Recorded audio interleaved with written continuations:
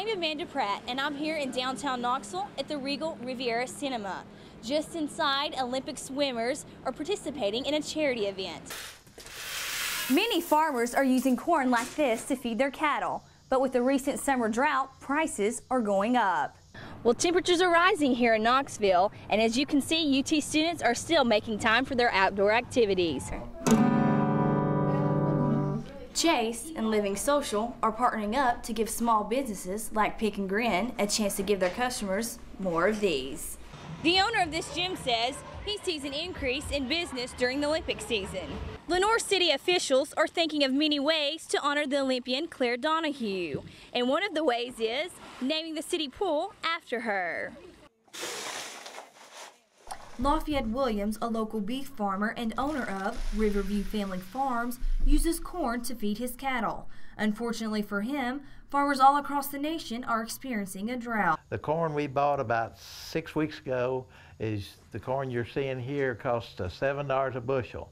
If I was to buy it tomorrow, it would cost from $8.25 to $8.50 a bushel. Because of the unusual rise in temperatures and lack of rainfall, the corn crop has suffered. Not only will this increase costs for farmers, but consumers will also see a jump in prices at their local grocery stores. The government reduced its estimate of corn yield to the lowest level since 1995. Farming as an occupation is so determined by your weather conditions. It can make you or break you. But recent rain in the area has allowed owner of Deepwell Farms, V.W. Lingenfelter, to run his corn maze. In this area, and we are so lucky just in this small area right here, the rain we have been getting. Lingenfelter says he expects his corn to be 7 feet high by September when the maze opens. But other farms in the area are not so lucky. As a result of our increased input cost, we'll have to go up on the beef. Of course, that'll happen, nationwide. Summer may soon be gone, but for farmers and their crops, they will continue to see this season's effects. In West Knox County, Amanda Pratt, 6 News. You may have thought finding parking on campus was hard enough, but with the new UC project, some of your parking options may have changed. Students have been rerouted to one of 2 parking areas, Poplar Street parking lot and Church Street United Methodist parking lot.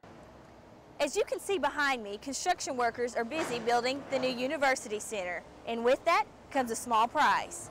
The parking garage in the intersection between Andy Holt and Philip Farmer Way is being demolished. The increase with the amount of construction that's going on, there's also a decrease in the amount of parking spaces. Never can find a spot. That one's always full.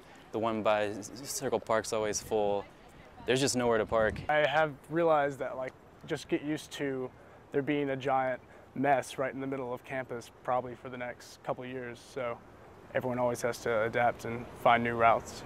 UT's Vice Chancellor of Finance and Administration, Chris Cimino, says that parking changes will be an issue until the new UC is completed.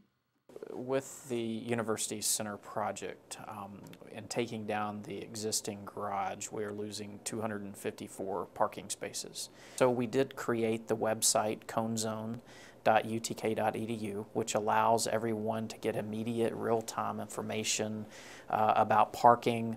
Cimino says it helps students to navigate their way through the Cone Zone. For UT Today, I'm Amanda Pratt. It all started after years of playing soccer and a well-given speech in high school. Since then, Darryl Hobby knew he wanted to be a sports broadcaster. Hobby graduated from the University of Tennessee's School of Journalism and Electronic Media. It took 6 months after graduation before finally getting that first phone call. I sent my tape out, got offered, never saw the place. They said, can't fly you out, you don't have the money, but we're going to offer you the job, and I had to take it.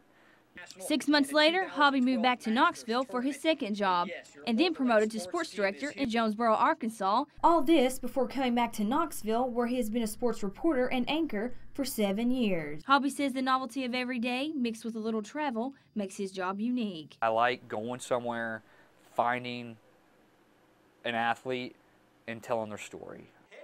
For future broadcasters out there, Hobby's words of advice are, it's as good as you make it, you're as good as you are. He says he enjoys his job, but sometimes the sacrifices come at a high price. I work Christmas, I work Thanksgiving, I work New Year's Eve, I work nights, I work weekends. I miss out on Memorial Day. So your friends are at the lake, you know, birthdays. You miss out on these things, you know. Thanksgiving, you know, you're eating dinner and then you're looking at the clock because you're like, I got to go into work. You know, you are working when people are off. Whether that's on a Saturday, whether that's on a Sunday, or whether that's at 11 o'clock at night. Even though he has won numerous Associated Press awards, including Sports Broadcaster of the Year, and has been nominated for an Emmy, Hobby keeps a broad outlook. I'm almost where I want to be. I want to be the one guy in Knoxville. Reporting for UT Today, I'm Amanda Pratt. We'll see you tonight at 11.